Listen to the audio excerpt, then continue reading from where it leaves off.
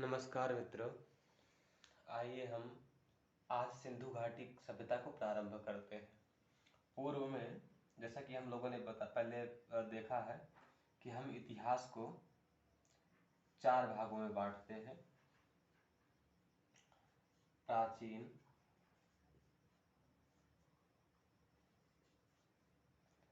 मध्यकालीन,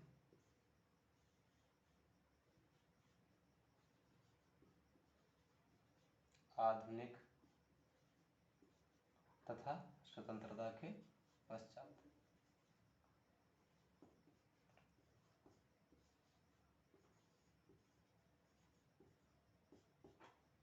स्वतंत्रता के पश्चात इन 4 भागों में हम लोग इतिहास को पढ़ने की दृष्टि से विभाजित करते हैं। तो हम लोग प्राचीन इतिहास पर चर्चा कर रहे थे, जिसमें मैं आपको बताया था कि हमें इसमें सबसे पहले पाषाण काल पढ़ना है, जो कि हम लोग पढ़ चुके हैं। उसके पश्चात हमने आपको बताया था कि इसमें ताम्र पाषाण,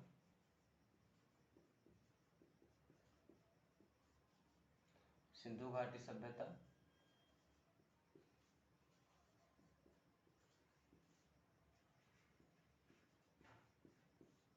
वैदिक काल,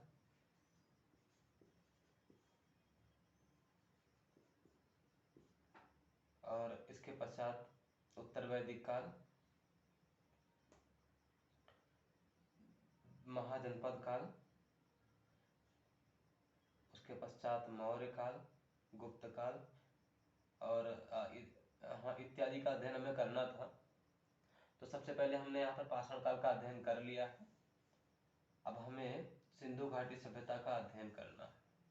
ठीक है, चलिए तो हम लोग सिंधु घाटी सभ्यता प्रारंभ करते हैं।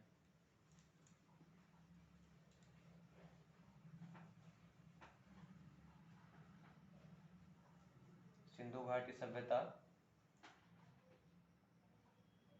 बहुत प्रचलित सभ्यता है।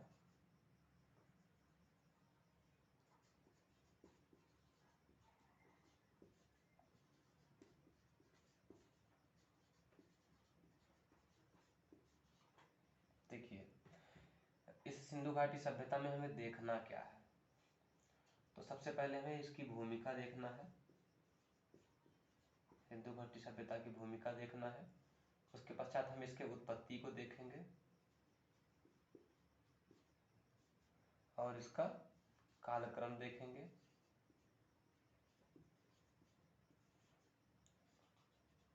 और कुछ इसके नगर हैं, उन नगरों को हम देखेंगे। नगरों को देखेंगे और उसके पश्चात कुछ प्रमुख स्थलों को देखेंगे।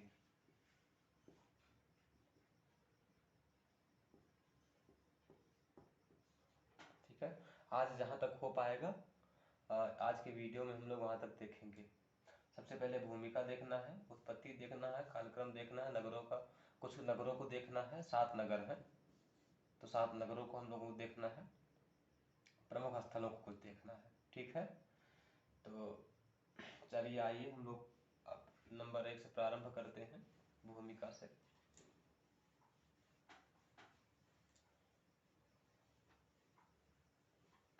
देखिए, ये जो सिंधु घाटी सभ्यता है, सिंधु घाटी सभ्यता को हम कई नामों से जानते हैं। ठीक है, जैसे एक ले लीजिए हड़प्पा सभ्यता, दूसरा सिंधु घाटी सभ्यता,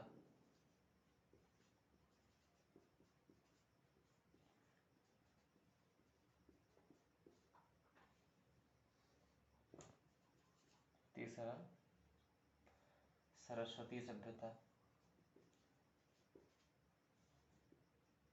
सरस्वती, अभी हम लोग एक एक चीज़ों को डिटेल से जानेंगे कि कैसे इसे हड़प्पा सभ्यता कहते हैं, सिंधु घाटी सभ्यता कहते हैं, सरस्वती सभ्यता क्यों कहते हैं, और इसे प्रथम नगरीय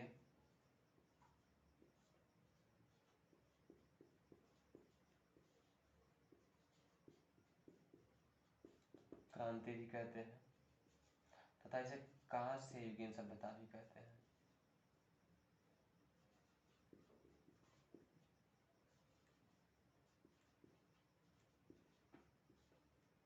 ठीक है, तो इन चीजों को हमें याद रखना है। ठीक है, क्या? हड़प्पा सभ्यता, सिंधु घाटी सभ्यता, सरस्वती सभ्यता, प्रथम नगरीय क्रांति और कांस्य युगीन सभ्यता। ठीक है, तो सबसे पहले हम हड़प्पा को देखते हैं, इसे हड़प्पा सभ्यता क्यों कहा जाता है। तो सन 1826 AD में, ठीक है,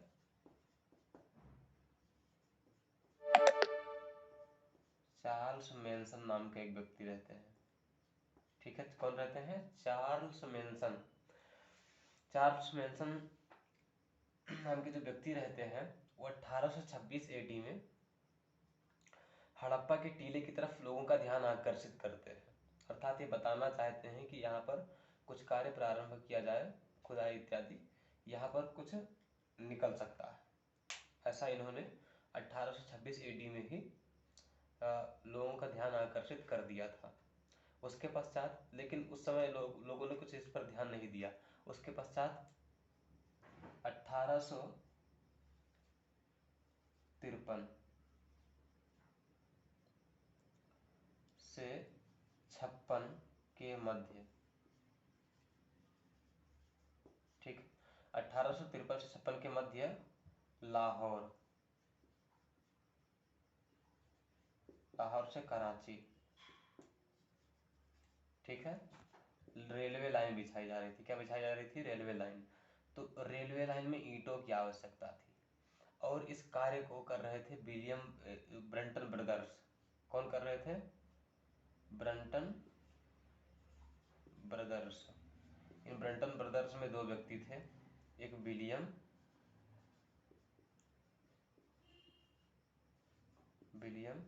दूसरे जॉन। ठीक है, तो एक विलियम ब्रंटन, एक जॉन ब्रंटन। तो याद रखिएगा, ये ब्रंटन ब्रदर्स से कार्य कर रहे थे और ये किसके नेतृत्व में कर रहे थे? तो उसमें कनिंघम थे। कनिंघम के नेतृत्व में दोनों कार्य कर रहे थे। तो इनको ईंटों की आवश्यकता थी। इन्होंने क्या किया, जिसे हड़प्पा वर्तमान में कहते हैं, तो वहां से जाकर के इन्होंने ईंटें निकाली और वहां की ईंटें, इन्होंने कहा कि बहुत अच्छी ईंटें थी। ईंटों को उन्होंने निकाल करके इसमें उपयोग तो कर लिया, पटरी में, रेलवे में इसका उपयोग तो कर लिया, लेकिन इन लोगों ने विशेष उधर कुछ ध्यान नहीं दिया। ठीक है, तो उस समय भी इसकी खुदाई नहीं हो पाई। उसके पश्चात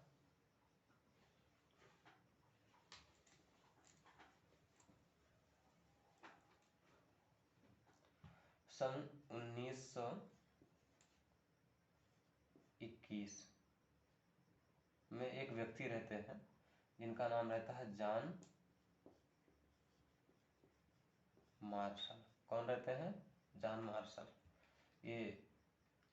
ये क्या रहते हैं उस समय? भारतीय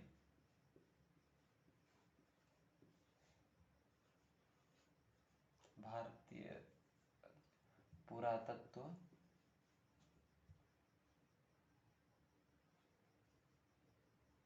सर्वेक्षण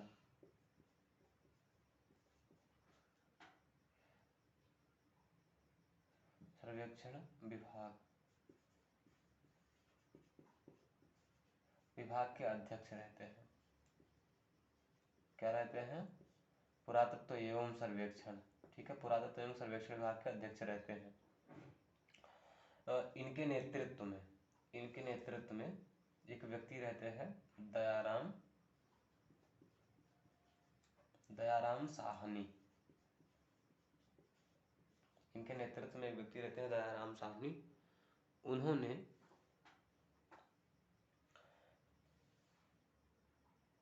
एक स्थल की खोज की जिसे कहा गया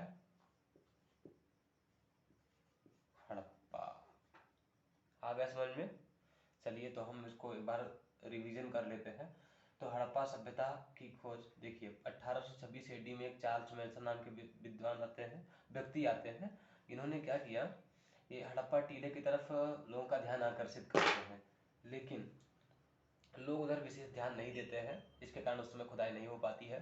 फिर 1853 से 56 के मध्य में पाकिस्तान क्षेत्र में खुदाई का कार्य चल रहा होता है, रेलवे का कार्य चल रहा होता है, और रेलवे में ईंटों की आवश्यकता रहती है, तो विलियम ब्रंटन और जॉन ब्रंटन ये वहाँ से ईंटें निकाल करके उसमें लगा देते हैं, लेकिन वहाँ ये विशेष ध्यान नहीं देते हैं वहाँ पर, तो उस समय भी खुदाई नहीं हो पाती है। उसके पश्चात 1921 में जॉन मार्शल रहते हैं।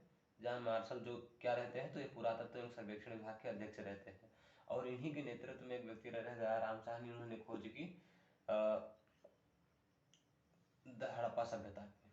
ठीक है, चलिए उसके पश्चात हम लोग देखते हैं सिंधु घाटी सभ्यता।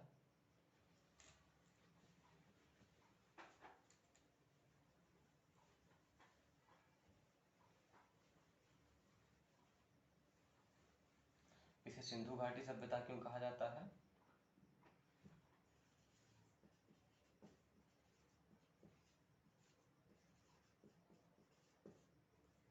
सिंधु घाटी क्यों कहा जाता है? क्योंकि देखिए, आप जानते हैं कि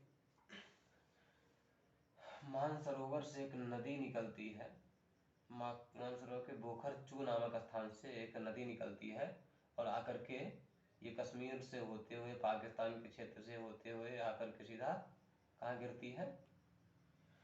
यह अरब सागर में गिरती है। तो इसे सिंधु नदी घाटी के तट पर, ठीक है, या इसके आसपास के क्षेत्रों में ही अधिकतम स्थल पाए गए हैं। सिंधु नदी घाटी के आसपास, तट पर या इसके आसपास अधिकतम स्थल पाए गए हैं, इसीलिए इसे क्या कहा गया है? सिंधु घाटी सभ्यता कहा गया। समझ में आया कि नहीं आया? चलिए, तो उसके पश्चात आता है सरस्वती सभ्यता।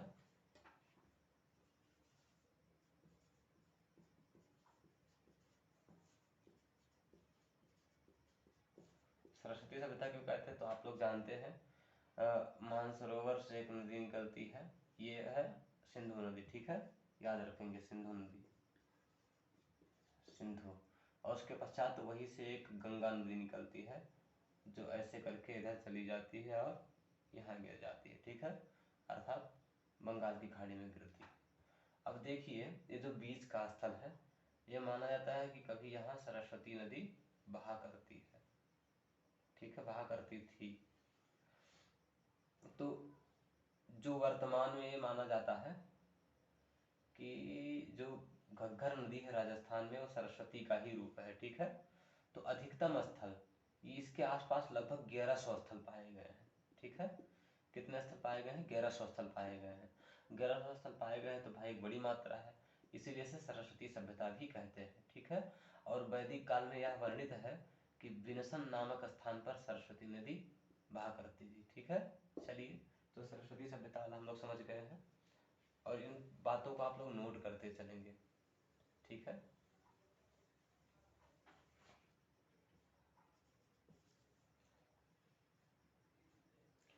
इसे प्रथम नगरीय क्रांति भी कहते हैं। क्यों कहते हैं? क्योंकि इस समय, ठीक है, स्वच्छता, जो शहरों में गुण होते हैं, वो सभी गुण लगभग यहाँ पर आ चुके थे। ठीक है,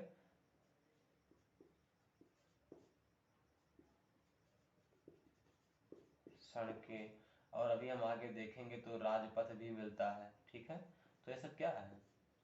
ये सब यही बताते हैं ना कि ये शहरीय सभ्यता है।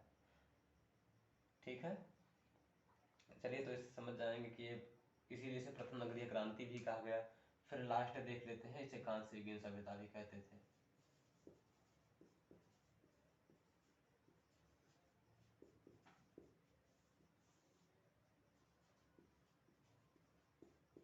कांस्य युगीन सभ्यता क्यों कहते थे?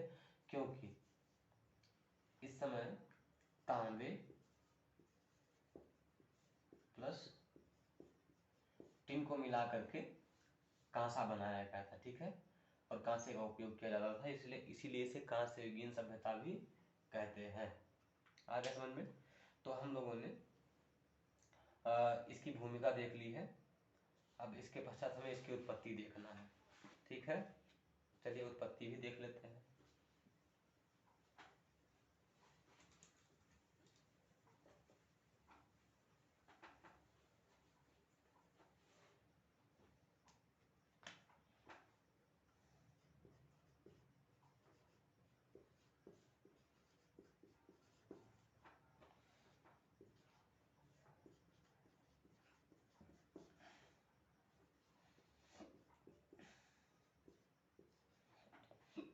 उत्पत्ति, ठीक है। उत्पत्ति में इसके कई मत हैं। कई मत कुछ लोग कहते हैं, जैसे गार्डन चाइल्ड हो गए, क्रीमर हो गए, जॉन मार्शल हो गए, डी कौशाम्बी हो गए, एच डी संकारिया हो गए और अन्य विद्वान जो हैं वो इसे कहते हैं कि ये जो है मेसोपोटामिया या सुमेरियन सभ्यता का ही रूप है। ठीक है, इसे क्या मानते हैं? मेसोपोटामिया या सुमेरियन सभ्यता का ही रूप मानते हैं। और कुछ लोग हो गए जैसे ईरानी और बलूचिस्तान वाले लोग हो गए, ये कहते हैं, सॉरी, कुछ विद्वान हैं जो कहते हैं ईरानी और बलूचिस्तानी सभ्यता का ही रूप है। ठीक है, जैसे एक रोमिला थापर नाम की विदुषी थी, उन्होंने इसे ईरानी या बलूचिस्तानी सभ्यता का ही विस्तार कहा है। अर्थात ईरान और बलूचिस्तान से लोग यहाँ पर आए और निवास करते चले गए, इसलिए यहाँ इतनी बड़ी सभ्यता का विकास हो गया। उसके पश्चात यहाँ पर कुछ विद्वान और हैं जो कहते हैं कि ये सोथी संस्कृति का विकसित रूप है। क्या कहते हैं? सोथी संस्कृति का विकसित रूप है। जैसे कि अमलानंद घोष हो गए, डी अग्रवाल हो गए और आलचंद नंबत्ती हो गए। इन्होंने क्या कहा है? इन्होंने कहा है कि ये सोथी संस्कृति का विकसित रूप है। चलिए एक बार हम लोग देख लेते हैं कि इनका क्या मत है। तो हमारे यहाँ दो मत होते हैं, ठीक है, एक विसरणवादी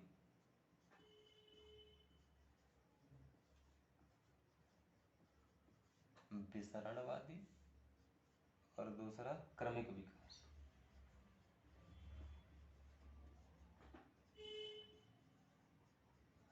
विसरणवादी का अर्थ मतलब ये है कि यात्रा करते करते कहीं पर आ गए और रहने लगे। ठीक है, ये विसरणवादी है।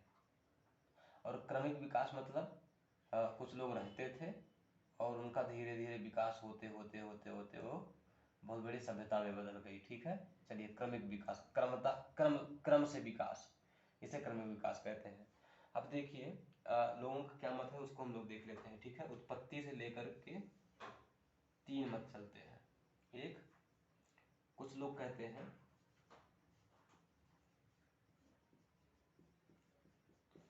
क्या कहते हैं कि ये मेसोपोटामिया, ठीक है, मेसोपोटामिया का ही रूप है। और कुछ लोग क्या कहते हैं, ये ईरानी का रूप है। और कुछ लोगों का मानना है कि ये सोथी संस्कृति का विकसित रूप है।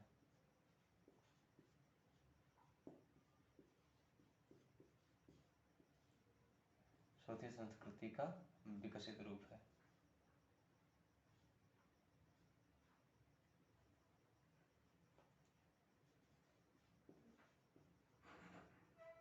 ठीक है, तो अब ये समझ जाइए कि ये जो लोग हैं ना, ये विसरणवादी सिद्धांत पर आधारित है। क्या है?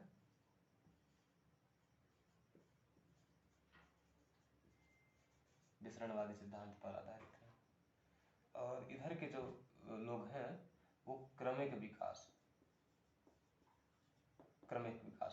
और ये भी याद रखिए कि इस मत को लेकर के और इस मत को लेकर के, ठीक है, इसे कहते हैं देशी उत्पत्ति का मत। क्या कहते हैं?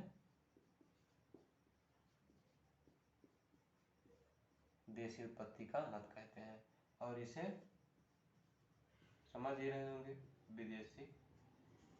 विदेशी उत्पत्ति का मत कहते हैं। ठीक है, अब इसमें कुछ नाम लिख लेते हैं, जैसे गार्डन चाइल्ड हो गए,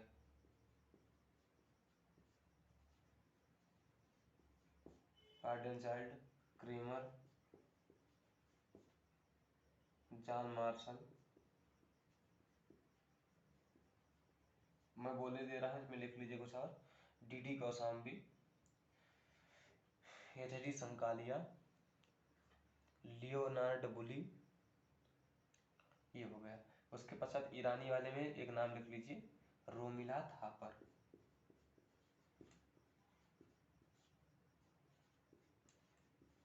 ठीक है, रोमिला थापर।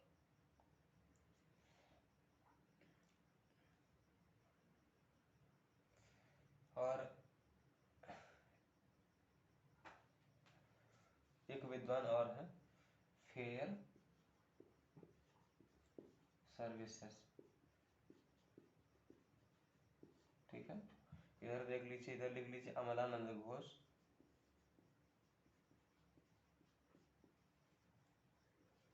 अमलानंद घोष, डीपी अग्रवाल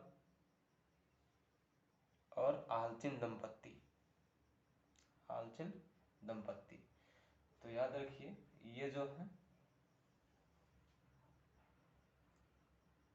ये क्रमिक विकास सिद्धांत पर आधारित है। ठीक है, क्रमिक विकास सिद्धांत पर आधारित है, और ये लोग विसरणवादी सिद्धांत पर आधारित है। ठीक है, चलिए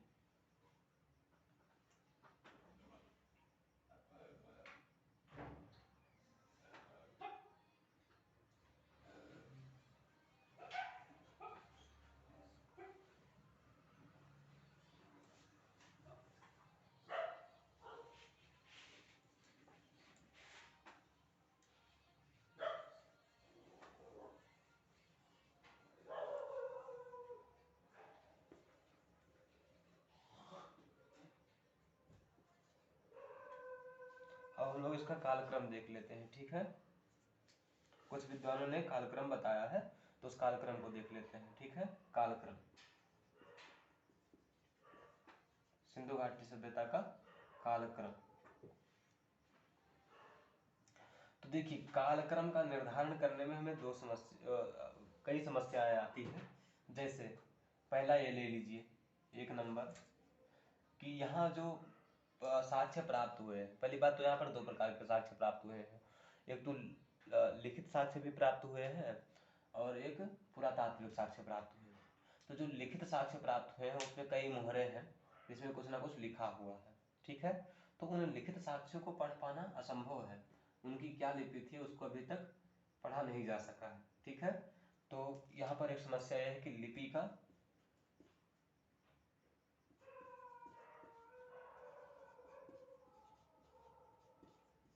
पढ़ा न जाना।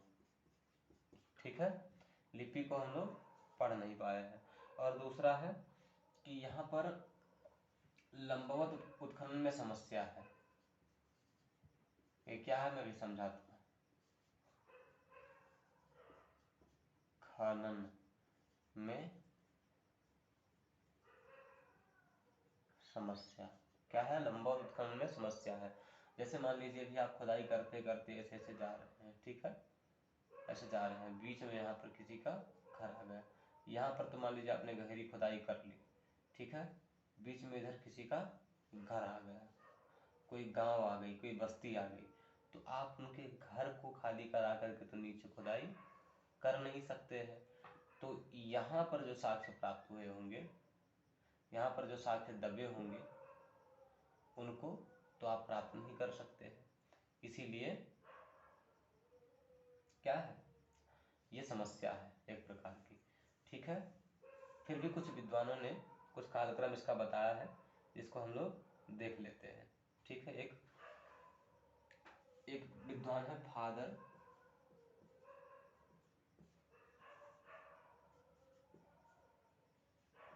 हेरास।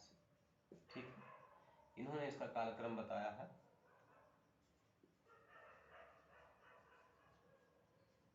6000 BC।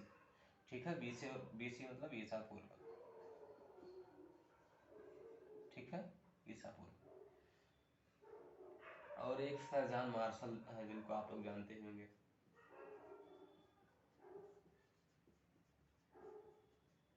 सर जॉन मार्शल ने इसका समय बताया 300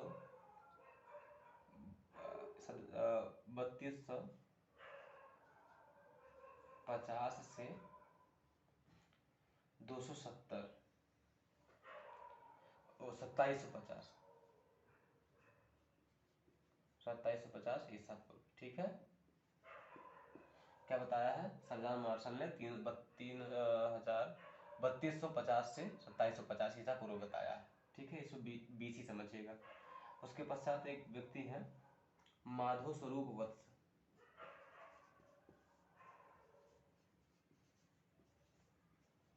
ये भी सहायक रहते हैं खुदाई में, खनन में सहायक रहते हैं। ठीक है, जब दयाराम साहनी जी खुदाई करते हैं तो उस समय ये भी एक सहायक के रूप में कार्य करते हैं। तो इन्होंने इसका समय निर्धारित किया है।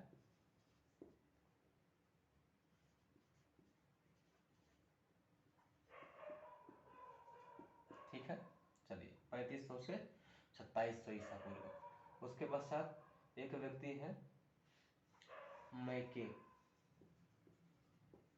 ठीक है, अर्नेस्ट मैके। इन्होंने इसका कालक्रम बताया 2800 से 2500 बीसी। कोई जरूरी नहीं है कि आप इसको रटे बैठ करके, आवश्यक नहीं है, आज तक शायद नहीं पूछा गया है। आप प्रीवियस ईयर पेपर्स में देख सकते हैं, तो इसको रटने की उतनी आवश्यकता नहीं, बस आप एक बार इसको देख लीजिए। ठीक है, उसके पश्चात मार्टिमर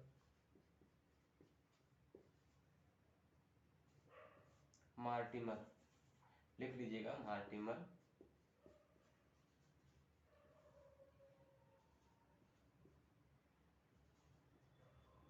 व्हीलर,